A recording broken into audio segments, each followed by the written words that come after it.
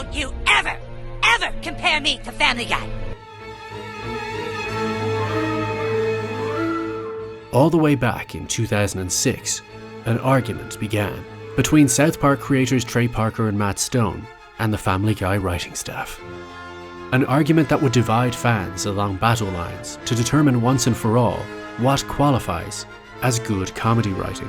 Is the goal just to get a laugh, or to find an appropriate laugh for the story you're telling? And what even defines good storytelling? Is it about pacing, character development, and thematic continuity, or just that it keeps the audience engaged and entertained?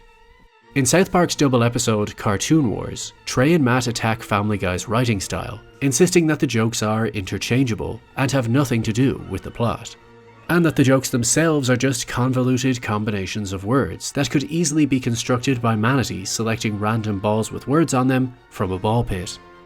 The episodes were well received by audiences, but adored by other animated comedy teams. After the first episode aired, they received a thank you call from The Simpsons writers, who even went on to send them flowers, as Parker claims they hate Family Guy more than we do, even though they won't say it, and King of the Hill writers called them to tell them they're doing God's work by ripping on Family Guy.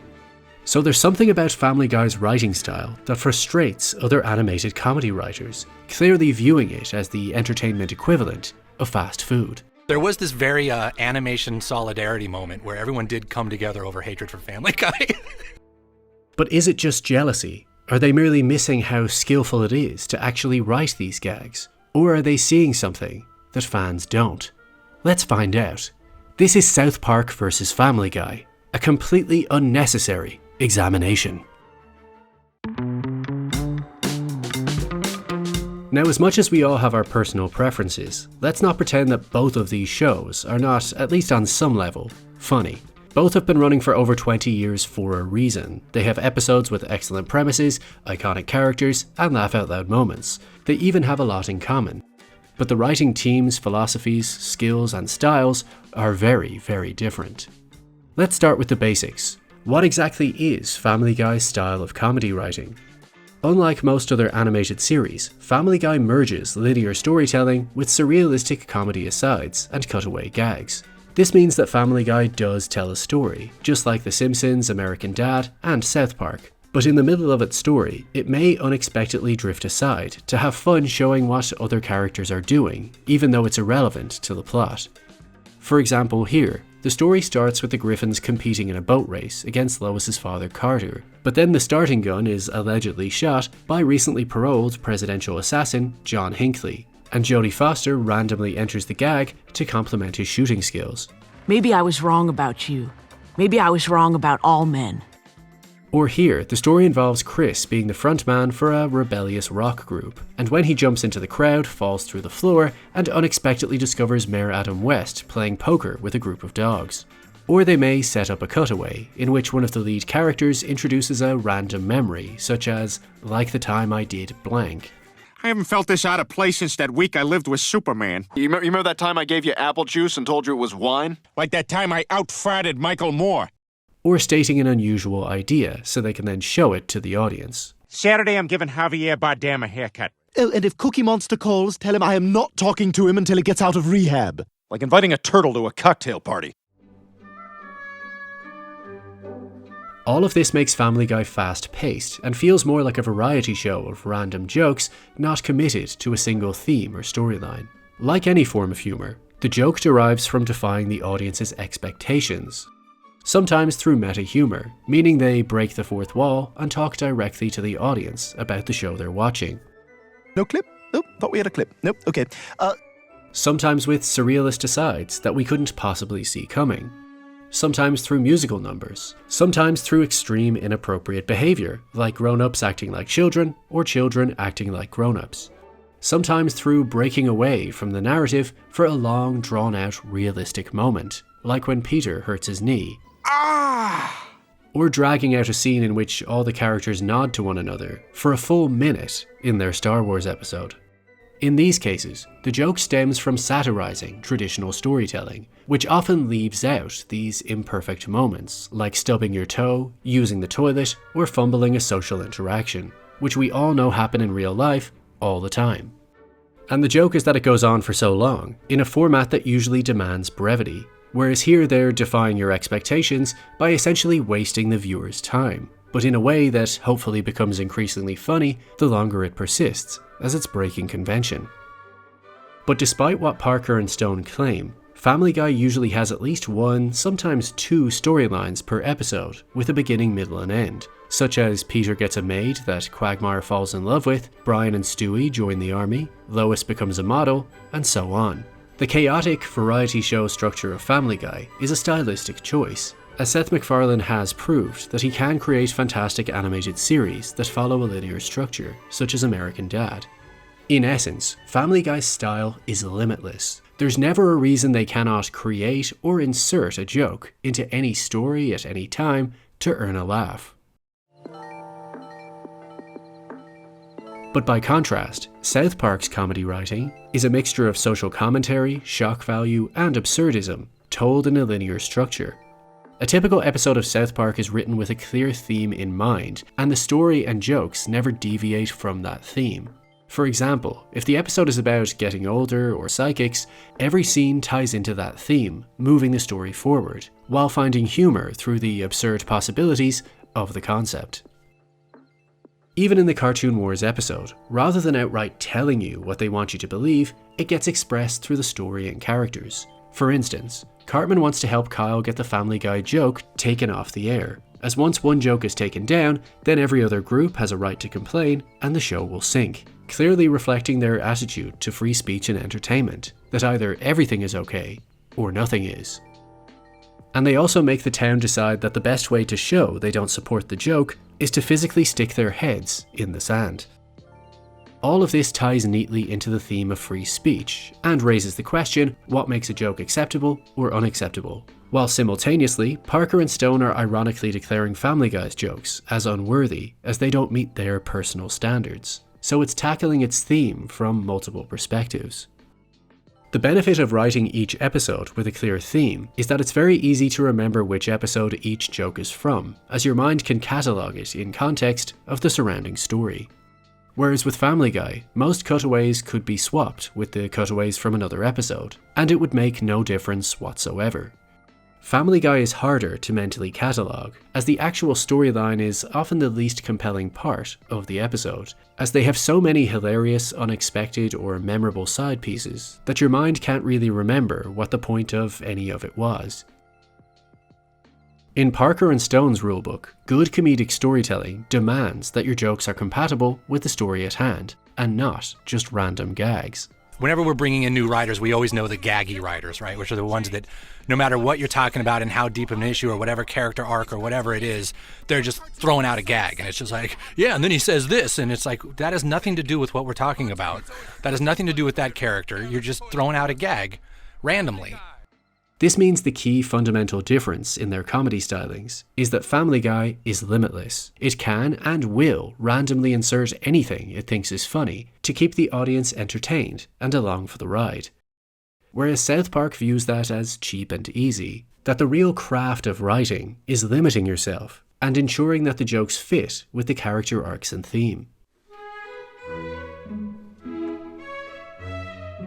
But what does Seth MacFarlane say about cutaways? It's the cutaways specifically that they really, I guess, don't think are... They don't see that as a legitimate form of comedy. And it's funny, those are the hardest things to write. You know, you're coming up with a premise that has to be set up and pay off in a short amount of time. You're just starting from scratch. Not unlike Parker and Stone, MacFarlane believes his method of writing is the hardest, as it requires coming up with a premise and payoff independent of the story in order to earn the laugh. But is that true? Let's take this cutaway gag as an example. Lois is angry that Peter encouraged Joe to have an affair, and then randomly Stewie interjects. Well, we've all made mistakes. And we cut to Stewie walking through a door that says not an exit, and unexpectedly, a gorilla pops out and attacks him. So is MacFarlane's claim here that this premise on its own is hard to come up with and pay off in such a short time? If that's the case, it's a simple enough concept. We never get to know what's behind a not an exit door, as we don't get to use it. So why don't they specify what it is rather than what it isn't? So they illustrate that by putting something random and dangerous behind the doorway. Ha ha.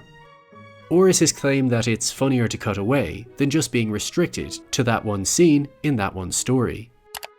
Because if that's the case, then Parker and Stone's criticism is that the joke is completely irrelevant, and therefore acts as nothing but a distraction from your narrative's shortcomings. For instance, if you were reading George Orwell's 1984, and every now and then when he runs out of good material, he just spliced in random highlight segments from Animal Farm, would that detract from the story? Or be considered even better writing, because now it's all good material? Or is comedy writing for TV to be considered the same as stand-up comedy, where anything goes? That some comedians tie all their jokes together, and others just do one-liners? Does one require more skill than the other? Or is the only metric that matters how many laughs you actually get? South Park's claim is that Family Guy writers could not, or just did not, write a connecting scene between Lois and Peter's conversation about cheating to Stewie walking through a not-an-exit door and getting attacked by a gorilla, as surely that would be much more difficult, if not impossible. So by skipping those story beats, they've essentially cheated. That the jolt of shock and limitless nature makes the joke writing easy and the joke itself meaningless, as the only necessary connection to the cutaway was the word mistake. This is what Parker and Stone mean when they say the jokes are interchangeable, that you could randomly edit them into other Family Guy episodes without feeling out of place. Let's imagine South Park did the same thing. In the episode where Stan makes friends with a Mormon family, if he returned home and told his family about them, like in the normal script, and then instead of engaging in the story, Randy first responded with, "Well, we all make mistakes," and then we just cut to that funny scene from another episode where Randy tries to act sober when he's pulled over by the cops. What seems to be the officer problem? Would that scene be just as funny in any context? Or does it work best within the confines of that story about Randy drinking too much?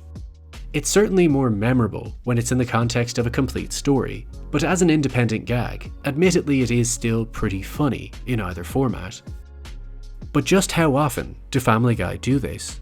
Having researched 20 random episodes in the first 10 seasons, including TV segments that essentially act as cutaways, and not including random asides, they typically averaged 7 to 12 cutaway sketches per episode. And these cutaways can last anywhere between 5 seconds and 5 minutes, as they can have a quick smash cut gag, or do an extensive sequence like Peter fighting the chicken for a full 5 minutes. So it's either a drive-by gag and it's gone, or a lengthy when will this ever end type of gag that becomes legendary just because of how long it's taking. But think about it, in a 21-minute episode, we are dedicating large portions of it to irrelevant gags. And let's be honest, some cutaways seem to be inserted just to waste the audience's time, like my personal pet peeve, the Conway Twitty cutaways, in which they insert a segment of the country singer performing for what feels like an eternity. They do this in more than 5 episodes, and I've yet to meet a single human being that actually finds it funny. In the most indefensible segment, they play a full song of his for 2 minutes and 45 seconds, and the audience is just meant to endure this and somehow appreciate it as comedic genius? A quick cutaway gag that doesn't land is no big deal, as it's an immediate hit or miss and we move on. But when this joke doesn't land, it keeps not landing for almost 3 full minutes. Surely this is a prime example of what Parker and Stone mean when they say the writers need to work harder. What makes me disappointed about Family Guy is I think it could be an amazing show. I think you can tell they're smart people working on it. I don't think they work hard enough. Yeah, they need to work harder. As the audience tuned in to watch Family Guy, not just Conway Twitty performing for over 12% of the episode. Now from what I can tell, my angry reaction is the joke, that you don't want it, but you're being forced to watch it. In which case, fine. But then MacFarlane can't justify this with his earlier claim that these are actually harder jokes to write, as they require a complete setup and payoff of their own. Which leads to the next question. Are the cutaway sketches actually even funny? Or is it just so random and unexpected that it tricks your brain into thinking it is? Like this pointless cutaway in which Peter pitches Crystal Pepsi. You won't be able to see him past your Pepsi. And then who's dead, huh? You're dead. Stabbed. Crystal Pepsi. Yeah, that's funny, right? Because it's inappropriate to say that at a pitch meeting. But why interrupt the episode for this? Why Crystal Pepsi? Why any of it? Let's use this cutaway as an example. The setup is that Brian being hit must hurt worse than receiving a birthday telegram from Zinedine Zidane. The pop culture reference is that Zidane famously headbutted a fellow footballer in the World Cup, and the joke is imagining he did that as a birthday telegram. But okay. But in that moment, your brain connects the tiny bit of information you know about him, and the surprise of it happening at all. And then we're just on to the next scene, like it didn't even happen. South Park famously portrayed the Family Guy writing staff as a group of manatees randomly selecting a series of idea balls. Each ball contains a verb, noun, or pop culture reference and combine to make a cutaway gag. So for this cutaway, the balls would be hurt, old lady, birthday gift, and Zinedine Zidane. None of these words or ideas intrinsically belong in a sentence together, which is why the joke is funny. Or for this cutaway, farts, Michael Moore, competition, and music. But not all cutaways are irrelevant to the story. Sometimes they're thematically tied together, or at least relevant to the new setting the characters inhabit. And despite being random, it doesn't mean that these cutaway gags are never funny, as some of these segments are undeniably Family Guy at its best. But as much as we can focus on the differences between Family Guy and South Park, it cannot be denied that there are similarities. I am nothing like Family Guy. Both shows involve toilet humor, social commentary, musical numbers, and even some of the same gags, just told differently, or for different periods of time. In 2004, South Park created a joke that the detective doesn't arrest a serial killer with chopped off hands on his wall, as they're looking for left hands, and these appear to be right hands, as they're turned over with the thumb facing the other way. So rather than arresting the guy with chopped off hands on his wall, he leaves, as he's not the guy. But he is suspicious, so for a full minute, there's a montage of him researching in a lab, and even getting distracted along the way, until he realizes what the audience already knew all along. This is actually quite a Family Guy style joke, where they drag out the gag for as long as possible. But the context of the story raises the stakes so it's even funnier, as the detective is in a position of authority and Cartman's life depends on him. So the joke lands harder because it's not just wasting our time, it's wasting Cartman's precious time. Compare that to a similar joke Family Guy made in 2000. Peter is hoping to find one of 4 remaining tickets to the brewery tour. Now that one is gone, he has to figure out how many are left. So they do a quick 10-second montage of him at a lab, performing random tasks, and then when he returns from his research, This many! He doesn't even have the number, just holds up his hand with 3 fingers. The joke is quicker, and defies our expectations at the end, as Peter still doesn't know the number 3, and can only hold up his fingers, making all his research pointless, as he was initially counting on his fingers anyway. But which joke is funnier? South Park's is dragged out for longer, but is part of the story and has higher stakes. Or Family Guy's quick 10-second gag, with a punchline achieving all the same greatness with no major stakes. There is no right and wrong, they're both just silly gags, but it's about how much you value its relevance to the storyline. But similarities go beyond just individual gags. Let's compare how each show tells essentially the same story, with virtually identical conclusions. South Park's Bloody Mary and Family Guy's Friends of Peter G. Both episodes involve a character getting arrested for being drunk, going to Alcoholics Anonymous, and at the end, concluding that moderation is key. In South Park, there's a total of 15 scenes. The boys learn about the concept of discipline in their karate class. Then Randy arrives drunk to drive the boys home, displaying he has no discipline, and gets arrested. In school, Randy brings shame to Stan by talking to the class about his drunk driving. In his AA meeting, Randy doesn't believe he's an alcoholic, but is told he's powerless and has a disease. Therefore, when Stan comes home, Randy is on the couch hopelessly drinking, playing the victim. They then introduce a bleeding statue of the Virgin Mary being discovered by a priest, which Randy sees on the news. Stan goes to the AA meeting to say you messed with my dad by saying he has a disease, he just needs discipline. which as you can see, ties back to scene 1. The story progresses as a Vatican member comes to see the statue of Mary and calls it a miracle. So needing a miracle of his own, Randy now must see the statue and wants to drunk drive there. Stan stops him and is made drive instead. Randy sees a line of people wanting to be cured of serious diseases like cancer and elephantitis. He skips the queue as he now equates his alcoholism with their issues. The statue bleeds on his face, so Randy believes he's cured by a miracle, therefore he now acts deeply religious. Then when he has pizza with his AA group, a TV reports that the Pope says it's actually not a miracle. So Randy loses faith and starts drinking again, as he believes he's powerless, linking back to his first AA meeting. But Stan stops him outside and says if it wasn't a miracle, then it proves that he did successfully quit drinking by himself. This teaches him that moderation requires discipline, again linking back to scene 1 at karate class, and we're done. So as you can see, each scene leads directly into the next and always progresses the story forward.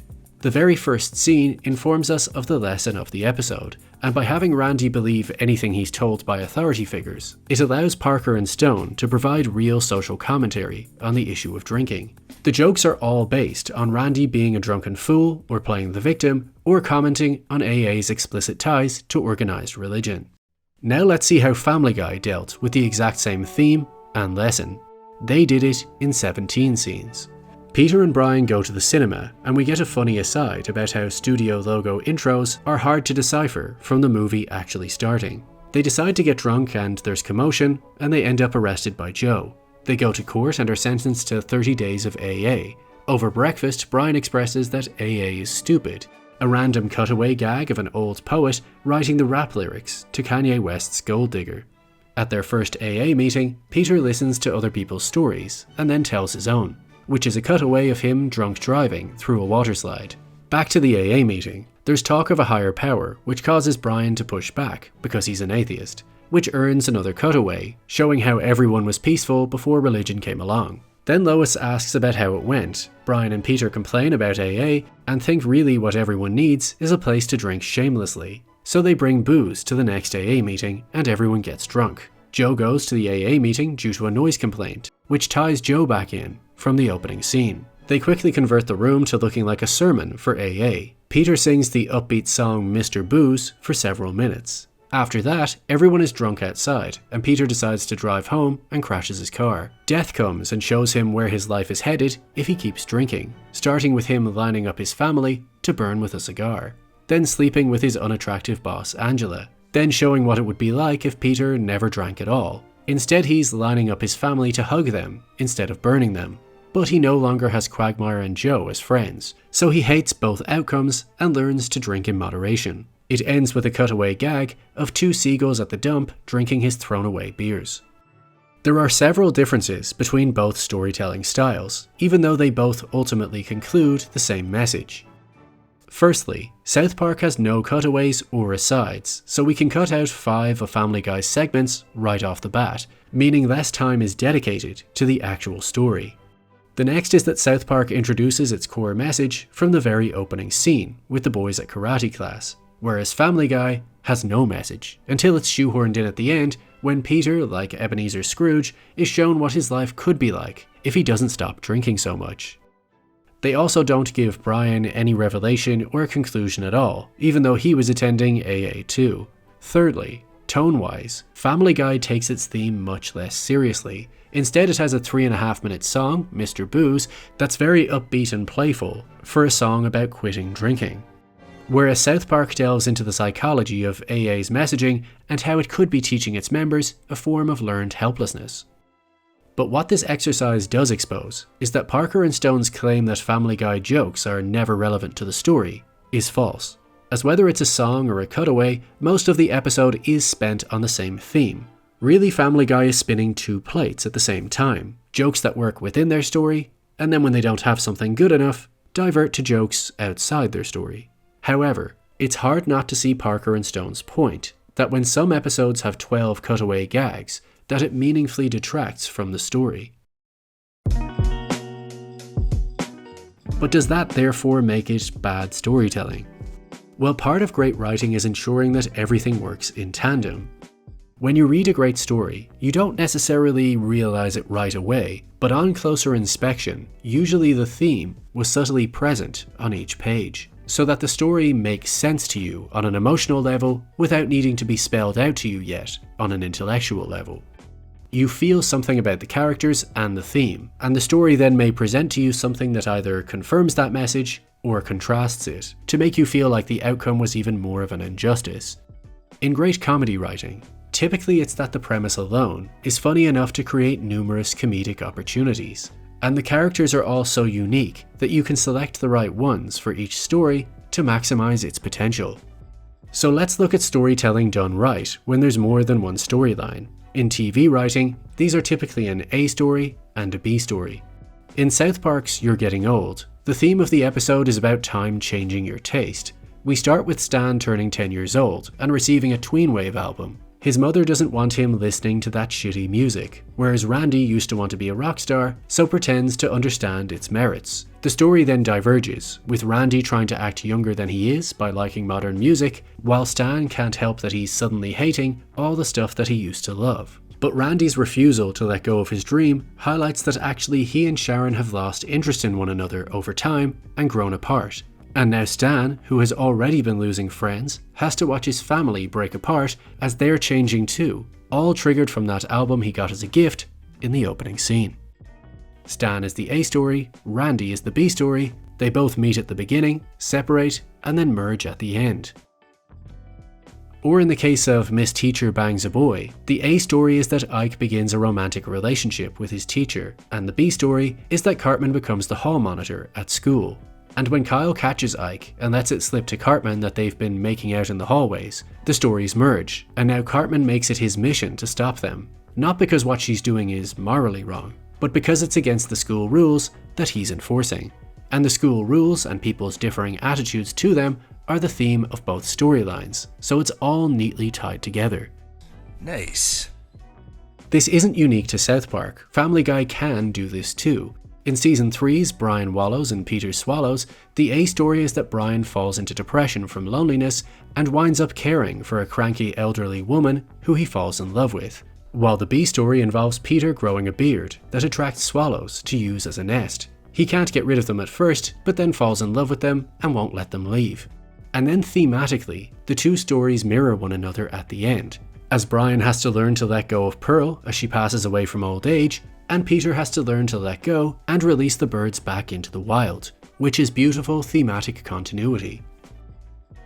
But is that really how most Family Guy episodes are written? For the first 3 seasons, often yes, although most episodes only have one story per episode, but after that, rarely. For example, in Season 4, Lois becomes a model, while Brian gets worms and has to work for Stewie. There is no connection between these two storylines. They start separate, end separate, and that's it. Or in Season 5, Brian and Stewie join the army, while Chris joins a rock band. These stories have nothing linking them together. No theme, no plot, no nothing. But what is interesting is how Family Guy's writing has evolved over the last 15 years. I researched 3 episodes in Season 20, and to my surprise, there were very few cutaway jokes at all. I counted just 2, 4, and 3, so they've cut the number of cutaway jokes in half. So does this mean that the storytelling is better? Emotionally, perhaps, but entertainment-wise, not really. There is more time dedicated to the emotional experience of each character, but if anything the show feels flatter than before. The characters are often just sitting around talking to one another instead of being more active or doing something funny. And although every episode has an A and B story, none of them are connected whatsoever. This could just be the result of being on air for over 20 years, but depending on your personal preference, you could say that this is evidence that Parker and Stone were wrong, that the show is much funnier with random cutaway gags. Or you could claim it's evidence that they were totally right, that once you strip away the shiny glitter of random cutaways, that the writers have little to offer comedically. So in conclusion, were Trey Parker and Matt Stone's claims that Family Guy is poorly written accurate? Well, on the front of the cutaway jokes being interchangeable, the answer is yes, they usually are. And are the cutaway jokes just random combinations of words that could be created by manatees selecting balls? Sometimes yes, but that doesn't mean that the jokes themselves are never funny. And are Family Guy's jokes never relevant to the story? No, they often are. They're just blended with irrelevant jokes, which makes the story itself less memorable. And finally, does Family Guy tell a story with a beginning, middle and end? Yes, but sometimes that story feels secondary to the gags, and therefore the character development feels unearned. Ironically, in South Park's Cartoon Wars, they depicted Family Guy as the show that would get into trouble for showing the Prophet Muhammad. But in 2010, it was actually Parker and Stone who found themselves in trouble over the exact same issue in their 200th episode. And Seth MacFarlane got to commentate on the sidelines, revealing his personal feelings on whether or not jokes can go too far. There's no way to know. If it were me and I was in this situation, it was like, well, is this worth getting shot? Right. Is it the funniest joke anyone's ever written? But okay, did they know Fox, that if you want to censor this. Which again speaks to the difference in both writing philosophies. Trey Parker and Matt Stone are more principled, that either everything is okay or nothing is okay, but that there are rules to storytelling that need to be obeyed to ensure you're telling a worthwhile story. This is a more puritanical view, that storytelling has a higher purpose and responsibility. Whereas Seth MacFarlane is more pragmatic. Whatever works to keep the audience entertained is fair game, and if some jokes are going to cause real-world trouble, then who cares? Cut them. After all, they're just jokes. But perhaps he only feels that way, as his jokes are more interchangeable and less intentioned. So after all of this, what do you think? Is it really worse comedy writing to include funny jokes that aren't relevant to the story? Or is it better comedy writing to complete a linear story with thematic continuity, but fewer funny jokes? The easy answer that most people will give is both, but the real question is, what's more important? And ultimately, in the battle between South Park and Family Guy, who do you think is better?